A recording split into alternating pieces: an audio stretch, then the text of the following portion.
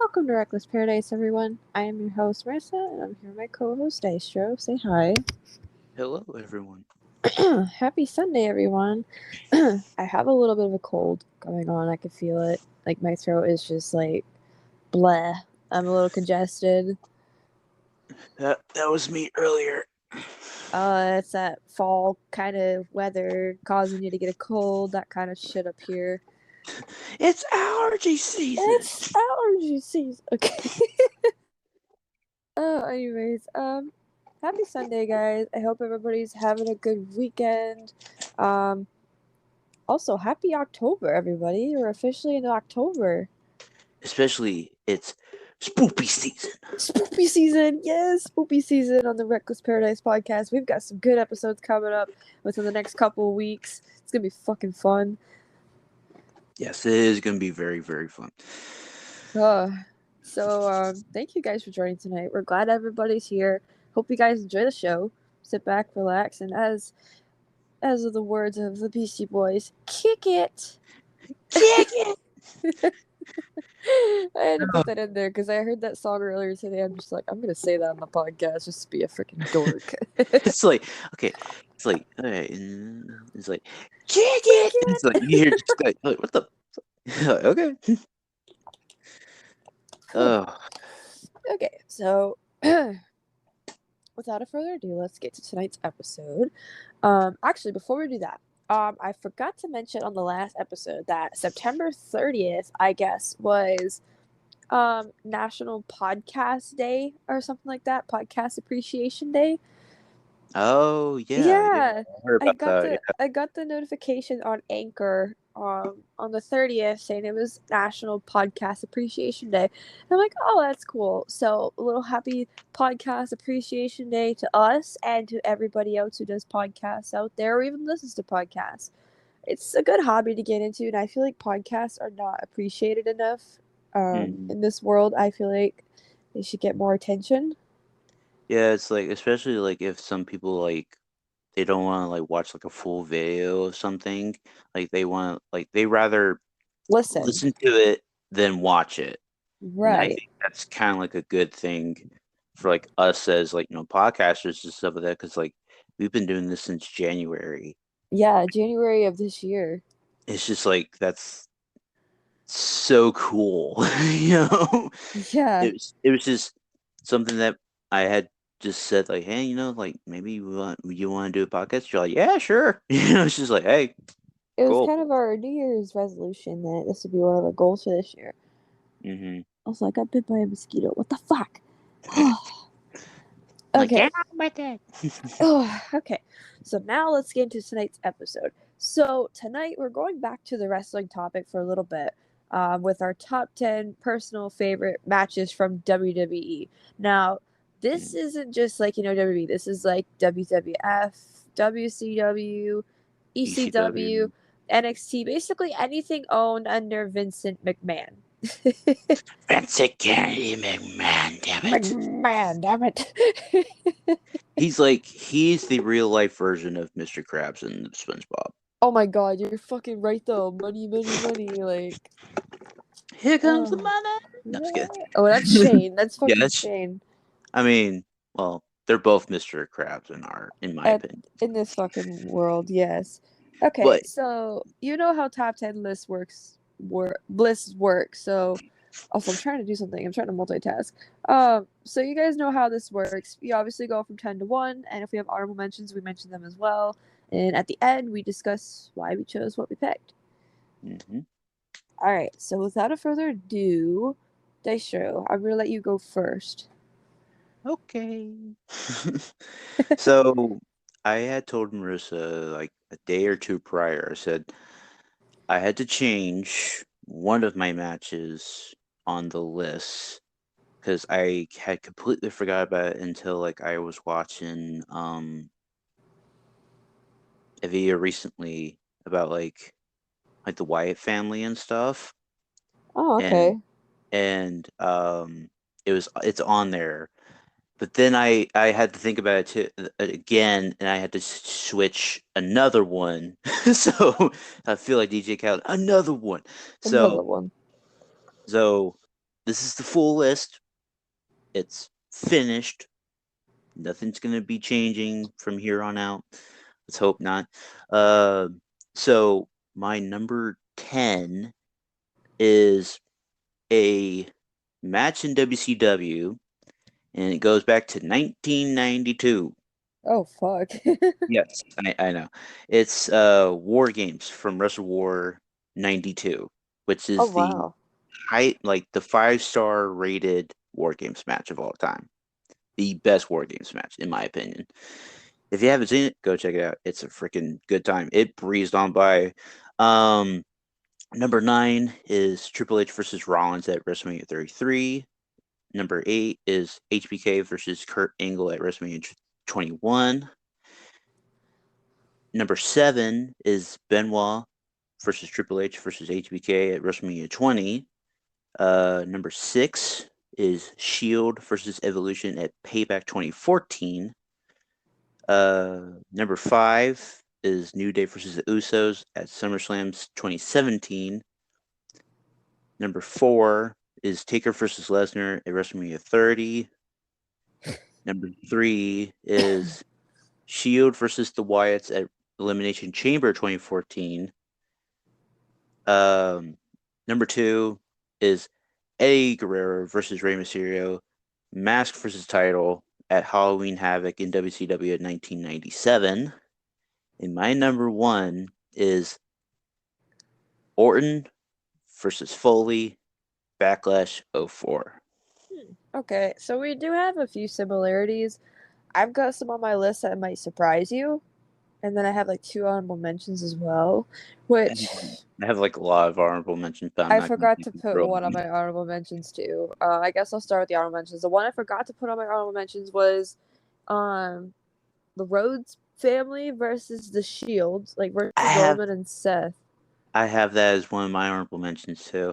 What pay per view was that from? I didn't write it down. Battleground 2014. Okay, yeah, because I have the match on my. Wait, is it 2014 or is it 2013? I think well, Because the disc I 2013. have it on, it's 2013. Yeah, it's 2013. I'm sorry. Yeah, I have like the best of 2013 pay per views DVD set. Yeah, that was actually a good match. It's really good. It was good. All right, so I also have Ric Flair versus HBK at WrestleMania 24, That's a and good. I have the Elimination Chamber match from '02, which was RVD versus Triple H versus HBK versus Jericho versus Kane versus Booker T. Book ya. I had to put that one. That's like a really memorable match for me, but like it couldn't make my top 10. Yeah. Some of my mentions was Rhodes versus Shield. Uh, or Rhodes family versus the Shield, I should say. Um, Punk versus Lesnar at SummerSlam, I think 2013. I could be wrong. That one.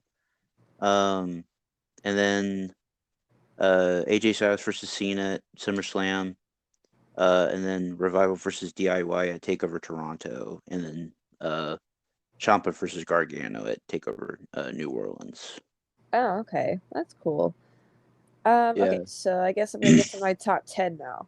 So my number 10 is Triple H versus Shawn Michaels at Bad Blood 2004. Mm. Number 9 is Shane McMahon versus Kevin Owens at Hell in a Cell 2017. Number 8 is Cena versus Brock at SummerSlam 2014. Number 7, not Triple H, HBK versus Undertaker at WrestleMania 25. Is that what I put? Yeah, WrestleMania 25. Number Mm. 6, Edge versus Cena versus Orton versus HBK in a fatal four way at Backlash '07. Number 5 is Eddie versus Brock at No Way Out '04. Number 4 is Triple H versus Benoit versus HBK at WrestleMania 20. Number 3 is Eddie versus Ray at SummerSlam '05, custody of Dominic. Number 2 was Jericho versus HBK at Unforgiven 2008. And number 1 is Orton versus Foley Backlash '04. Okay. Wow, okay, so we had the same number 1 this time. That's a rarity. But we had completely different 10 through 2.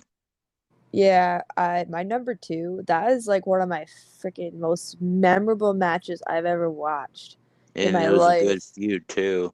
Oh, fucking, that was the one where Jericho freaking, what, didn't he slap his wife or something? No, Jericho like actually punched Shawn Michaels' wife. Punch, yeah, it was a punch or slap. I remember that. Oh my God, I was just a little kid when that happened, and I used to like Jericho, but I also liked HBK, so like it was kind of hard to pick who I wanted to root for. But Jericho was becoming an ass, Mhm. so I mean, he's still kind of an ass today in this climate at AEW too. So it's like the Jericho Appreciation Society, god yeah, damn, jassholes. the Jess But your which number was Taker versus Shawn? Taker versus Shawn at WrestleMania 25. That was number 7. Okay, because there's a huge argument between 25 and 26 for those two matches and stuff like that. Because like they said, like I think they said like 25 was better match quality versus 26 was like selling and stuff. And it's like I'm like I like both. Okay, it's like I like both. It's like just like what you like, you know. But Between the I think like two, I if can I definitely say 25 was so more memorable for me. right, right, and it's like it was kind of weird that like um 26 had ended not with the title match, but with the streak versus career, which that's kind of like a good, like I guess, solid move on WWE's part and stuff like that because they had a better story behind it than like some of the matches, like title matches, were going on at that time. So Right. Oh my God. Like, I think, how old was I? I was, I think, 7. Wait, right? it was Yeah. I 09. had to have been like 6 or 7. Yeah. I was born in 02, 03, 04, 05, 6. 7. Yeah, I was 7 when that match happened. Um, I do remember it, and I have it on DVD as well. Um, Mhm. so I find 25 more memorable than 26 for just that's just my personal view. Just going back on my childhood and what I remember and what I don't. I want to quickly go back to Unforgiven '08 real quick. I remember that match with Jericho and HBK. I don't know why I keep wanting to say Triple H.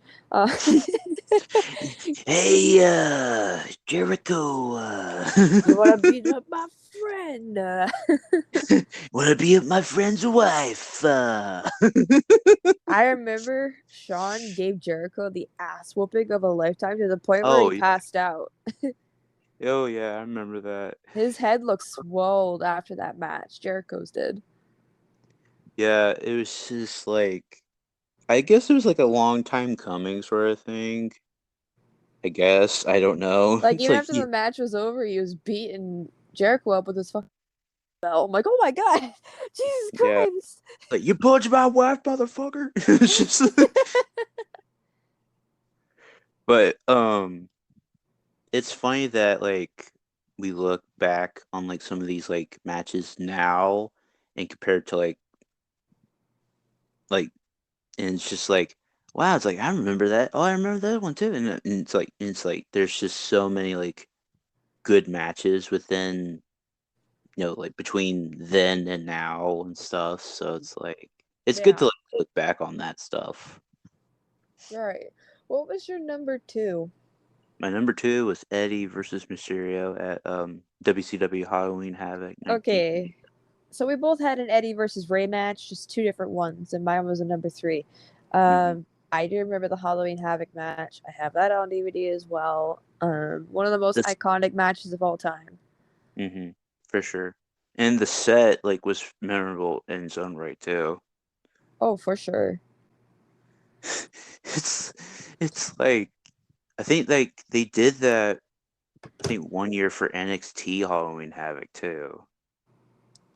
I haven't watched NXT yet, so hence why I didn't put any NXT matches on my list because I haven't watched NXT since it was a game show. That's way back. That's way back. I'm talking like with Daniel Bryan, Wade Barrett. uh, David David Otunga. Otunga, Michael McGillicuddy, who was also known as Curtis Axel. I remember all that, but I haven't SBK. watched it since it was a game show, and that's the funny thing. I have so much to catch up on. The good, like, I think the good thing about NXT is now it's like it's starting to get better underneath Triple H's control and stuff. Right, I agree. And a good era for NXT to like start out on, I think, is like 2017 NXT, because it's like that's like when it was like being treated as on the same level as Raw and SmackDown, I think, at that time. Right. So, Excuse me. Now, I heard you say we actually have another match in common on our list. I don't know where you put it on yours. It was I put Benoit, Triple H, and HBK. yes. Yeah, I put it as number 7. Mine's number 4. Now this one too is a little bit of a Controversial. argument. Yeah, there is a rematch at Backlash 04 as well for this match. Yeah, I think it had a bigger impact at Mania because it was like that was like when Benoit had like reached that glass ceiling and he just broke through it. And I think Backlash '04, like, it was a good feel good moment and stuff of that. And plus, I think like didn't he make Shawn Michaels tap out, or he pinned Shawn Michaels at Backlash? Ooh, I don't remember. The sad thing is I have that DVD. Because I remember he submitted Triple H Triple at H. Mania, Yeah, and then I think like I think he pinned Shawn, or he made Shawn tap at Backlash. right. I Um, think I could be wrong about that, but fuck, I wish I could fucking look it up. I'm trying to look it up. Um, yeah, that match in general, like both those matches, I could have put both those matches right there at number 4 because to me they're both equal for me. mm, Um, but excuse me, but yeah, the hell, why can't I find what happened? Okay, so I'm trying to look up and see what happened. Benoit forced Shawn Michaels to submit to the sharpshooter. there we go. There we go. So that's what happened at Backlash. Backlash. Man, that pay per view is so good. Yeah, it's still good to this day. I remember It's, the like the pro like I don't know if it was a promo they did. It was like a little package they put together for the Backlash '04 rematch.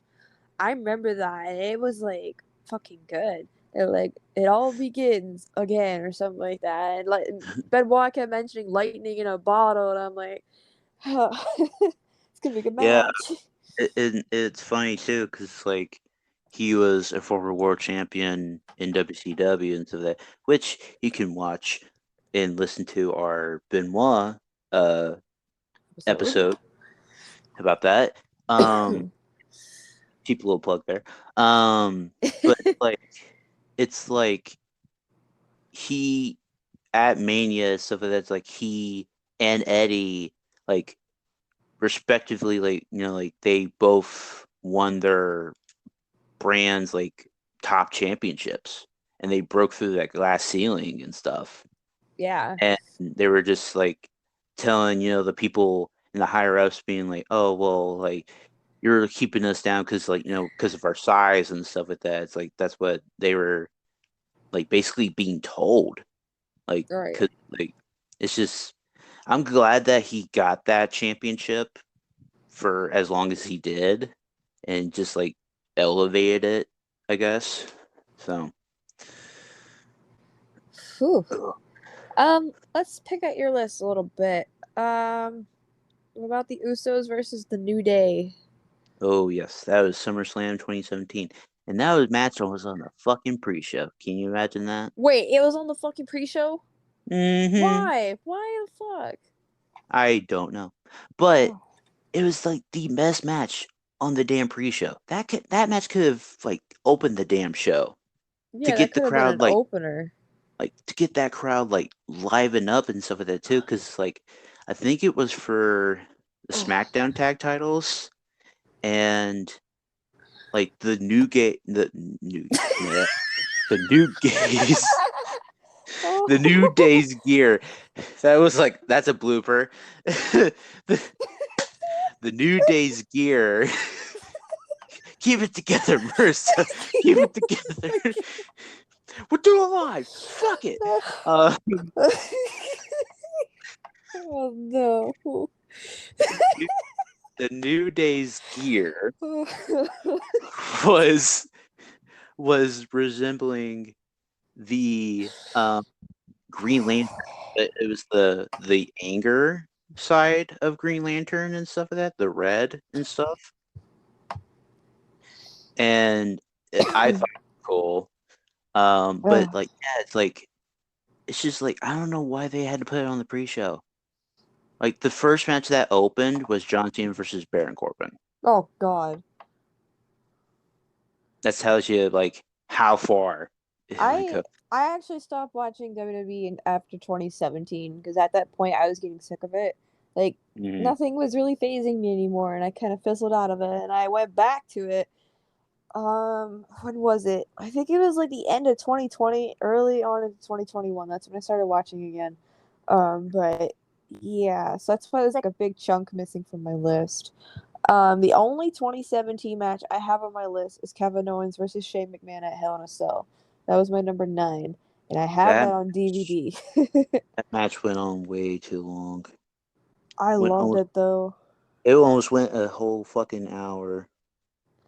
I fucking loved it though, honestly. Like I like those Hell in a Cell matches. Like it's just one of my favorite kind of matches of all time. My dad in particular likes this match a lot too. There's another honorable mention that I wanted to bring up. Edge versus Undertaker at SummerSlam 07. Oh yeah. Why the fuck didn't I put that on my list? That match was like, that's an all-timer match too, not gonna lie. It's like I think like it kind of like elevated both men's careers at that point too, because you know, Undertaker's always like synonymous with Hell in a Cell and stuff like that, and it's just like being the total prick at that time, and it's just like, oh boy. Oh boy. Oh, phew. Okay, I gotta like relax my fucking chest after laughing so much. Oh my god. We'll do it live. Fuck it. I'm surprised you didn't. Wait, did you put the Backlash 07 match, the Fatal 4-Way? Did you put that on yours? No, I didn't. I'm surprised. That match was a banger, especially the ending. Okay, my thing was, I think I would have been, I was 8 and 06. I did not grow up watching wrestling, you know. Plus, I didn't have cable, you know. And like now, since like I know about the WWE network and stuff like that, and like, well, on Peacock, whatever.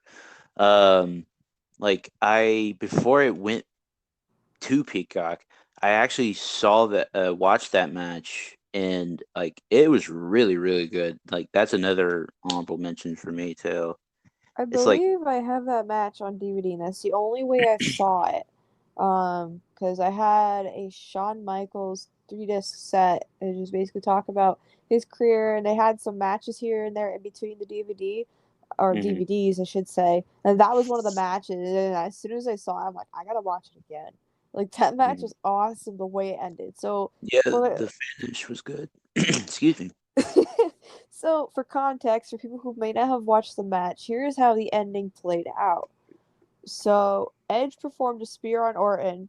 Cena then performed an FU to Edge. Shawn Michaels executed Sweet Chin Music to Cena, who then fell on Orton for the pinfall victory, retaining the title. So, Cena won that match thanks to freaking Shawn Michaels. Yeah, and they were like what the tag hell partners. Happened? And they were like tag partners at the time too, leading up to Mania and stuff. It was just fucking funny, like how it happened. It was just what a unique way to end a match. That was a sweet finish. It was a sweet finish, Because like I Oh, wonder if they had to book that backstage. Okay, you're gonna hit Cena, and he's gonna fall in Orton. It's like, well, why me? Like why me, Vince? Because I fucking hate you. It's just like, oh my god. but I mean, it's like it's Cena wins, lol. But it's like it was an actual like bona fide main event between four top tier main event players. Oh, for sure. So, but like that pay-per-view, I think that also had, I could be wrong, Batista and Undertaker in Last Man Alright. Standing, I believe. Actually, yeah, you're right. Okay. I was like, I thought it wasn't that one, but then I think it was, yeah, because it was Batista and Undertaker and Last Man Standing. It ended in a draw. Yeah, because I think like, oh, I remember that finish because it was Undertaker was like near the truss and stuff, and like Batista, like I think he got out of like the last ride, and like Undertaker went, huh? And like Batista like speared both of them through the lighting rig that's like on the side of the stage there, and you hear like the sparks flying. I was like, holy shit. Oh my god. Now, okay, so is there any matches that we should talk about from your list that we haven't mentioned yet? um, how about HBK versus Angle? Okay, which one's that again? WrestleMania 21? Yes. Okay, that might be on one of my DVDs as well. I have a Kurt Angle set as well. I need to like go through my DVDs and make a list of all the ones I have and just talk about them. I have a shit ton. And I've been collecting them for, oh God, 6, 7 years now. Right. But yeah, so talk me through that match. What number did you put that on your list though? That was number 8. Okay, so let's talk about it. It was it's an actual like it was actually like built up very well too, because it started at the Royal Rumble, and then because like Shawn Michaels had like sweet chin music, Kurt Angle out of the ring, and like Kurt Angle was like he was like pissed because he's like he wanted to win the Royal Rumble and stuff. So like he goes back in there, he throws Shawn Michaels out, and he like puts the ankle lock on him and stuff like that. But then there was I think Go Home SmackDown or a SmackDown the week before or something, and like hear Shawn Michaels music play, and it's not Shawn Michaels, but it's Kurt Angle coming out to his music. He's got like on like the HBK like cut off like t-shirt and stuff. And he gets on the ground and he starts doing the HBK pose with the pyro going and, and stuff. Oh And then God. here comes Sensational Sherry out to the ring too. And then oh god, it's a good segment, but like he puts the ankle lock on Sherry, Oh God. and then like and he starts singing the song too. He goes, "I'll make your ankle Ankle hurt alert. Ankle because I'm sexy, Kurt." It's like, oh my god, I was like, oh my god. It's like he could be funny, but then he could be serious. That's why I like about Yeah. I've Kurt. always But liked Shawn. Shawn's just always been one of those people I've always liked. Growing up mhm. as a kid, I remember like literally like 3/4 of these matches on my list have Shawn in them. I don't know I if can you. understand why. Well, it's just because like he's one of the most memorable people from my childhood. Growing up and watching wrestling and stuff. Like Mhm. I remember that. Well, because I played 2K15, WWE 2K15, I played that. Because I played that, I got to learn about the Triple H and Shawn Michaels feud that they had since '02 all the way to '04. Mhm. So like, and the thing is, I was too young to watch that. I was just brought into the world when that started, so I got to watch it and like play the matches and stuff and see the storyline. And it's just like, oh, it's like a good fucking storyline. Mhm. They beat the shit out of each other, especially at Bad Blood '04. That match, like I think, like went almost an hour. fucking brutal. It's like when people bring up like bad blood and stuff like that, it's like I think they would always automatically go to that Hell in a Cell match. Hell in a cell. Hell in a Cell. Oh my god. All right, we got enough time for one more match if you want to pick one from your list that we haven't talked about. Um, let's do, I guess, Shield versus Wyatt's. Oh, okay. Which one was that from Elimination Chamber? Yeah, 2014. Wow. Jeez. Mhm. And the thing is, we're coming up on the 10-year anniversary of the Shield debuting. At Survivor Series too. Wow. Holy Yeah. crap. I was a fucking 10-year-old watching WWE. Holy fuck. And I remember when they came into the picture. Jeez. Like, because they just came up from NXT. Wow. Yeah, they were just well, Now, who won that match? 'Cause I don't remember. um, Wyatt's did. Really? Wow. Mm-hmm. Because I remember that finish too. Because they, it was Rowan and Harper. They were they were brawling in the crowd with Rollins and Ambrose and stuff, and they like took them out of commission and stuff, and then you see Wyatt get in the ring and stuff, and then like Reigns like hits the spear and all that stuff like that, and he thought he had the match won, but then it's like Wyatt kicks out and stuff like that. It's like that's like holy crap, and I think this is like before he goes into the feud with Cena at Mania 30 too. Wow. So and it's like I think at that point like Shield rarely lost on pay-per-view at that point.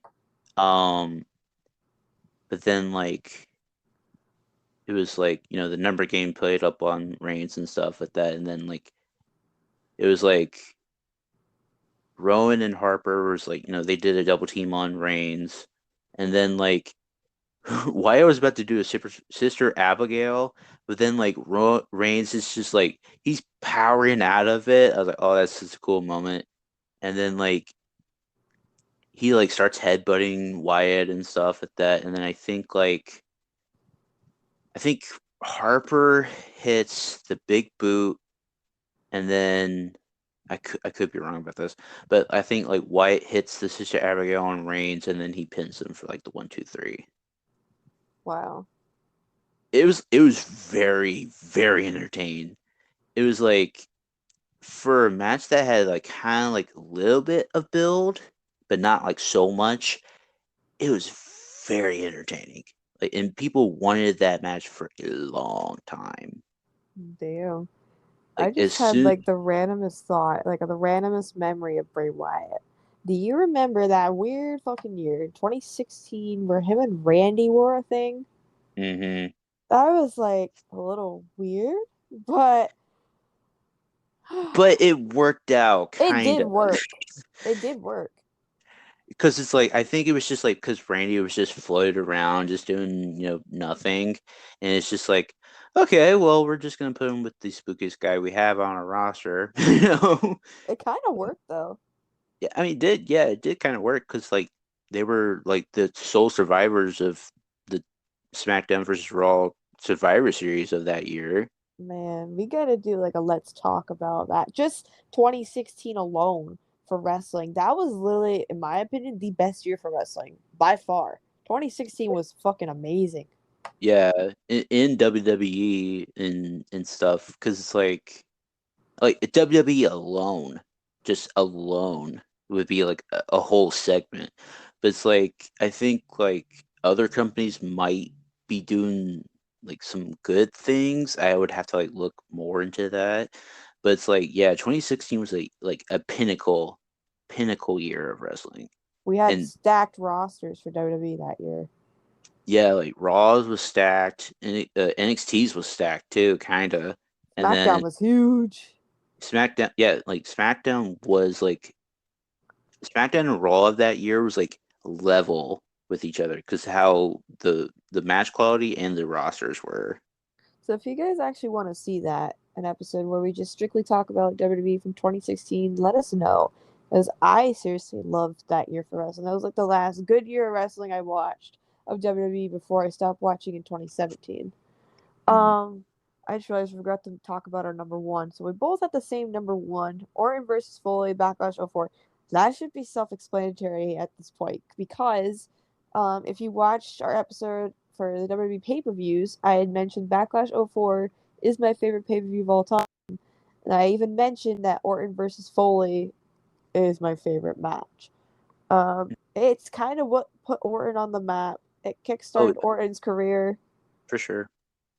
Plus, we got to see fucking Foley, man. Like, hardcore, man. Like, come on, you can't beat it. Bray. Like, oh, that match was awesome. Fucking Orton getting thrown to the thumbtacks. It's like, yeah, that match made Orton's career for sure. It earned him his stripes.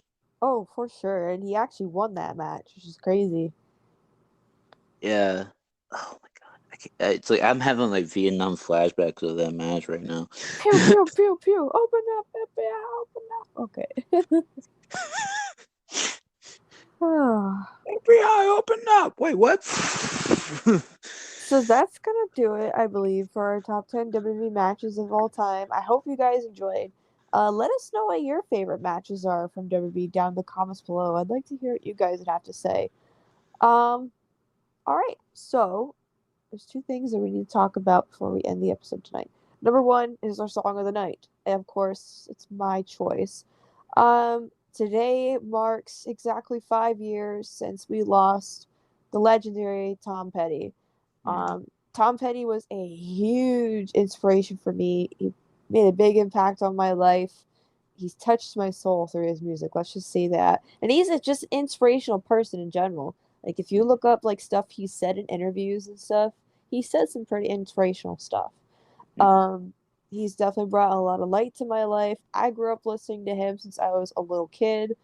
Um, so why not pick a Tom Petty song tonight for tonight's song of the night? I'm gonna go with "Won't Back Down" because that's just a banger and it's a classic Tom Petty song that just about everybody knows. So, if you guys want to hear "Won't Back Down" by the late great Tom Petty, be sure to click on the link, which will pop up at the top right hand corner of the video. Towards the end of the video, it should pop up. So, yeah, be sure to click on that if you guys want to take a listen. All right, number two. Next thing we need to talk about our next episode for Thursday. This Thursday, we might be having a guest appear on the show. That's right. I'm not going to reveal who the guest is yet in case he cannot show for some unforeseen circumstance. But we are going to try to get him on the show. We're going to be talking about some foreign snacks. Basically, we're going to do like a little head to head kind of thing. American snacks versus British snacks. I've had British snacks in the past. Were pretty good. The ones I've had were pretty good. But I guess we're gonna kind of compare and contrast, what they have versus what we have and stuff like that. Yeah, it's gonna be very interesting, to say the least. Considering the fact I've had British snacks before. And I haven't. So Well, it's gonna be good little adventure for us, I suppose. your taste palates are immaculate. I'm just waiting for whoever our guest is to say that. Oh God. Be like, well, hey. Actually, okay, so I lied. There's three things. There's a third thing that we need to discuss before we end the episode. So as we mentioned, it is spoopy season on the channel. As we get closer to Halloween, our episodes are going to be themed more towards Halloween. We have another guest that we might be trying to get on the show later this month to do kind of like a spooky, creepy kind of episode with. I think it'll be fun. It's gonna be great. I'm really excited for this year, for like spoopy season. It's spoopy season. It's spoopy season. All right, so I got everything out that I needed to discuss. So if you guys stuck around to the very end, we greatly appreciate your support. Be sure to follow us on social media by clicking on the link in the description below, which will take you to our link tree, which has everything you need, such as the TikTok, Reddit, Dystro's YouTube channel, which has gaming content, Instagram, Twitter, basically everything. So be sure to go follow us on social media, which will also help you stay up to date with the podcast in case unforeseen circumstances happen where we cannot upload. But yeah, that's it. So thank you guys for listening. Be sure to go listen to the song of the day for the episode, and we will catch you guys this Thursday. Peace. Peace.